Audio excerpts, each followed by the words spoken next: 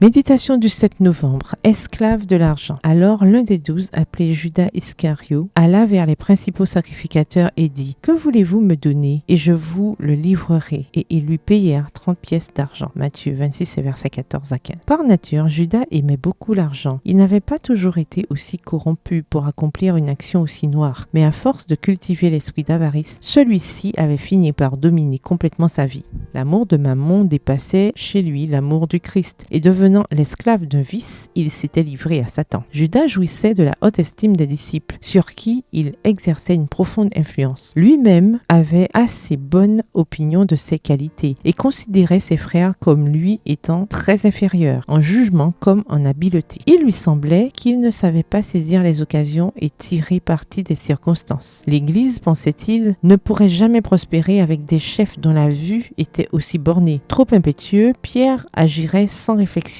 Jean, qui thésaurisait les vérités sortant des lèvres du Christ, était considéré par Judas comme un pauvre financier. Matthieu, qui par sa formation avait appris à être ordonné en toutes choses, était très scrupuleux sous le rapport de l'honnêteté et si absorbé dans la méditation des paroles du Christ que Judas n'aurait jamais voulu lui confier des affaires où il fallait un esprit vif et perspicace. Judas était un condensé de tous les disciples et s'imaginait que l'Église se trouverait souvent dans l'embarras sans son habileté d'administrateur. Texte tiré du livre Jésus-Christ au chapitre 76 aux pages 645 à 646. L'histoire de Judas présente la fin misérable d'une vie qui aurait pu être honorée par Dieu. Si Judas était mort avant son dernier voyage à Jérusalem, il aurait laissé le souvenir d'un homme digne d'avoir sa place parmi les 12 et sa disparition aurait laissé un grand vide. L'infamie qui est restée attachée à son nom à travers les siècles est due au vice qu'il a manifesté vers la fin de sa vie. Mais c'est à dessein que son caractère a été dévoilé. Il devait servir d'avertissement à tous ceux qui, comme lui, trahiraient leur mission sacrée pour 30 pièces d'argent, le prix d'un esclave.